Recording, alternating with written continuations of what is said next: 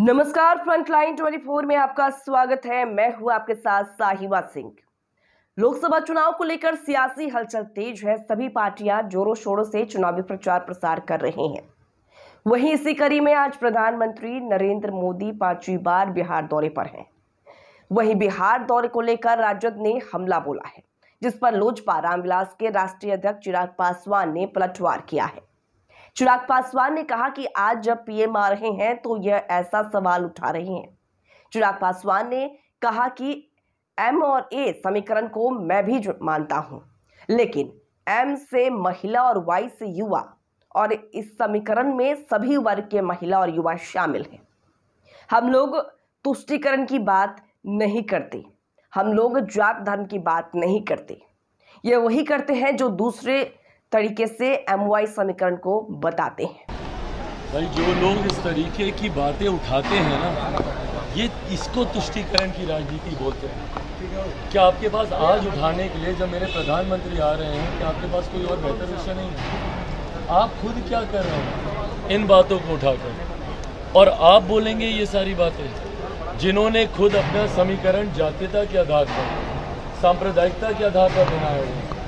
जब ये लोग MY समीकरण की बात करते हैं तो किस चीज़ की बात करते हैं? बिहार में जातीयता को बढ़ावा देने की ना, सांप्रदायिकता को बढ़ावा देने की।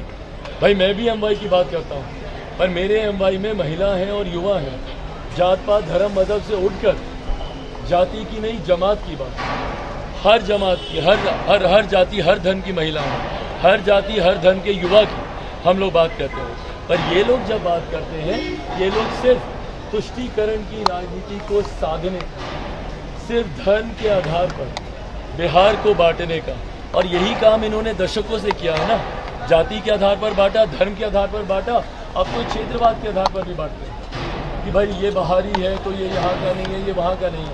आप जब एक बिहारी को बिहारी ही नहीं समझते हैं और आप उस तक में ये बोल देते हैं कि ये तो दूसरे क्षेत्र का है, इस क्षेत्र का नहीं है, तो अब इससे ज़्यादा बांटने की राजनीति और कौन करेगा? हकीकत है, पूरे चुनाव में विपक्ष के पास कोई मुद्दा नहीं है। हम लोगों को विकास के नाम पर ये लोग घेर नहीं सकते। जैसे विकास के नाम पर घेरेंगे, सीधा सामने से सवाल आएंगे। हम जिस मंच पर जाते हैं, हर मंच से हम पूछते हैं कि विकास की योजनाओं का किन किन को लाभ मिला, प्रधानमंत्री गरीब कल्याण की योजनाओं का किन किन को लाभ मिला।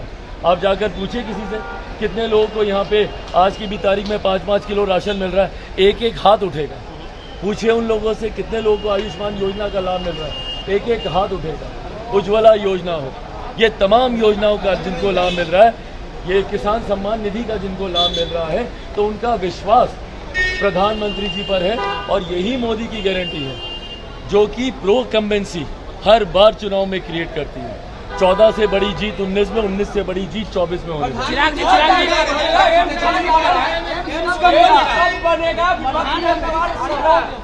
भाई, समय पर उसका भी निर्माण कार्य पूरा हो जाएगा। पर जिनको आज इतनी चिंता है, उन्होंने अपने ज़माने में क्या किया अस्पतालों को लेकर?